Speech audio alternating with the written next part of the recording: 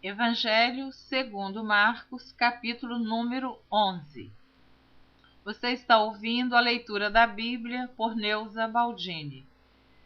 Este livro é o segundo livro do Novo Testamento. O Evangelho segundo Marcos tem 16 capítulos e 678 versículos. Então, ouça o capítulo número 11. A entrada triunfal de Jesus em Jerusalém. E logo se aproximaram de Jerusalém, de Betfagé e de Betânia, junto ao Monte das Oliveiras, enviou 2 dos seus discípulos. E disse-lhes: Ide à aldeia que está defronte de vós, e logo que ali entrardes, encontrareis preso um jumentinho, sobre o qual ainda não montou homem algum. Soltai-o e trazei-mo. E se alguém vos disser: Por que fazeis isso? Dizei-lhe que o Senhor precisa dele, e logo o deixará trazer para aqui. E foram e encontraram o jumentinho preso fora da porta, entre 2 caminhos, e o soltaram. E alguns dos que ali estavam lhes disseram: Que fazeis, soltando o jumentinho? Eles, porém, disseram-lhes como Jesus lhes tinha mandado, e os deixaram ir. E levaram o jumentinho a Jesus, e lançaram sobre ele as suas vestes, e assentou-se sobre ele. E muitos estendiam as suas vestes pelo caminho, e outros cortavam ramos das árvores e os espalhavam pelo caminho. E aqueles que iam adiante e os que seguiam clamavam, dizendo: Hosana, bendito o que vem em nome do Senhor. Bendito o reino do nosso pai Davi, que vem em nome do Senhor. Hosana nas alturas. E Jesus entrou em Jerusalém no templo, e tendo visto tudo ao redor, como fosse já tarde, saiu para Betânia com os 12. E no dia seguinte, quando saíram de Betânia, teve fome. Vendo de longe uma figueira que tinha folhas, foi ver se nela acharia alguma coisa. E chegando a ela, não achou senão folhas, porque não era tempo de figos. E Jesus, falando, disse à figueira: Nunca mais coma alguém fruto de ti. E os seus discípulos ouviram isso.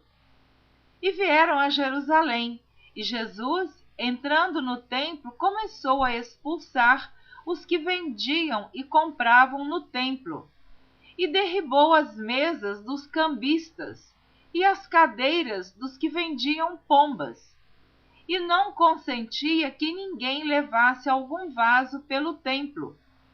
E os ensinava, dizendo: Não está escrito: A minha casa será chamada por todas as nações casa de oração? Mas vós a tendes feito covil de ladrões. E os escribas e príncipes dos sacerdotes, tendo ouvido isso, buscavam ocasião para o matar, pois eles o temiam, porque toda a multidão estava admirada acerca da sua doutrina. E sendo já tarde, saiu para fora da cidade.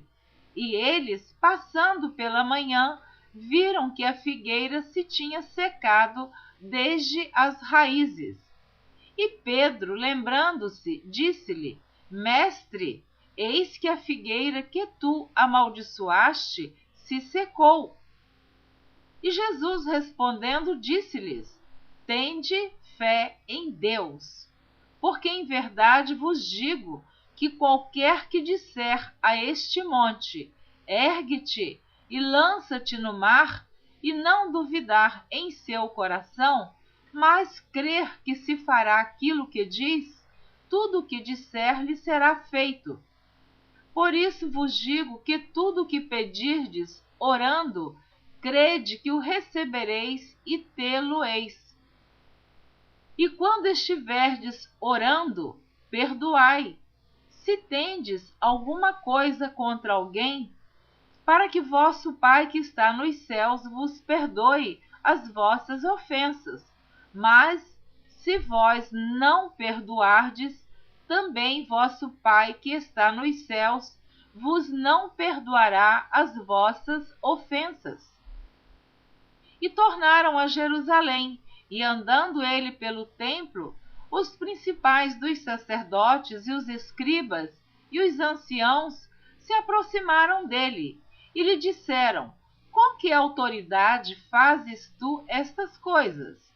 Ou quem te deu tal autoridade para fazer estas coisas?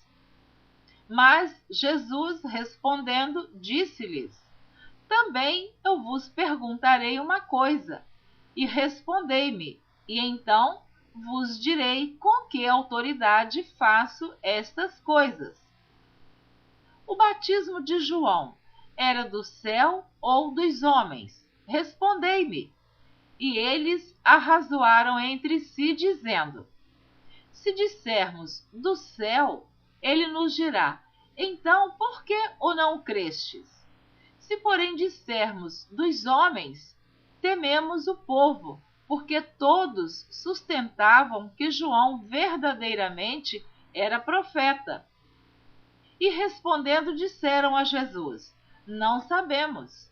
E Jesus lhes replicou: também eu vos não direi com que autoridade faço estas coisas. Vou repetir o versículo 33 do capítulo 11 do Evangelho segundo Marcos. E respondendo, disseram a Jesus: não sabemos. E Jesus lhes replicou: também eu vos não direi com que autoridade faço estas coisas. Capítulo número 12 do Evangelho segundo Marcos. A parábola dos lavradores malvados. E começou a falar-lhes por parábolas. Um homem plantou uma vinha e cercou-a de um valado e fundou nela um lagar e edificou uma torre e arrendou-a a uns lavradores e partiu para fora da terra. E chegado o tempo, mandou um servo aos lavradores para que recebesse dos lavradores do fruto da vinha. Mas estes, apoderando-se dele, o feriram e o mandaram embora vazio. E tornou a enviar-lhes outro servo, e eles, apedrejando-o, o feriram na cabeça e o mandaram embora, tendo-o afrontado. E tornou a enviar-lhes outro, e a este mataram, e a outros muitos, dos quais a uns feriram, e a outros mataram.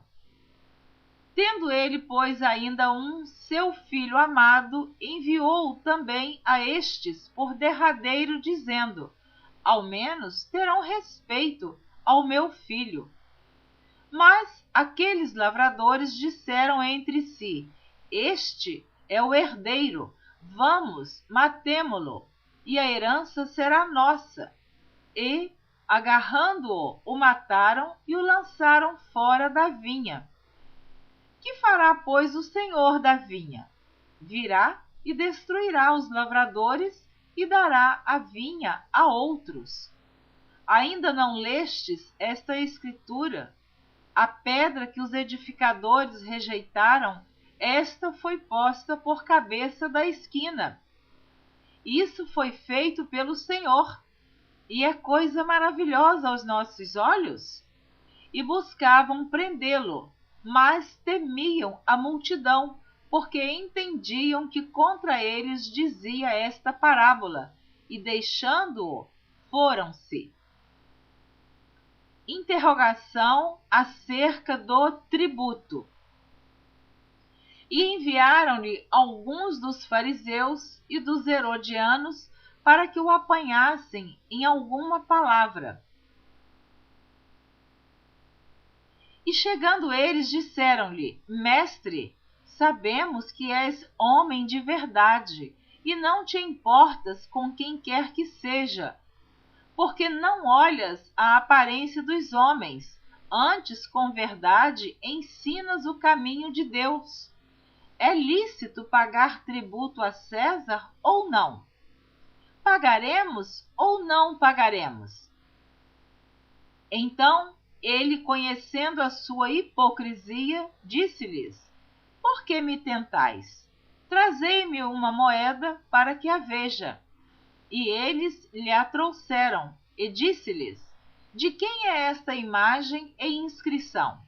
E eles lhe disseram: De César. E Jesus, respondendo, disse-lhes: Dai, pois, a César o que é de César, e a Deus o que é de Deus. E maravilharam-se dele. Os saduceus e a ressurreição.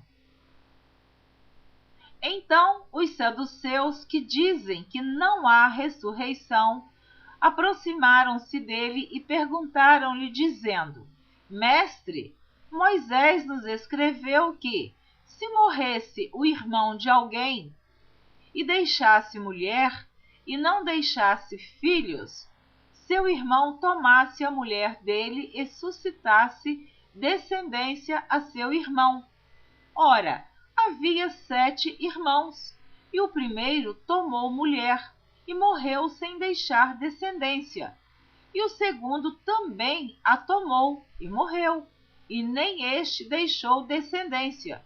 E o terceiro, da mesma maneira. E tomaram-na os 7, sem contudo terem deixado descendência.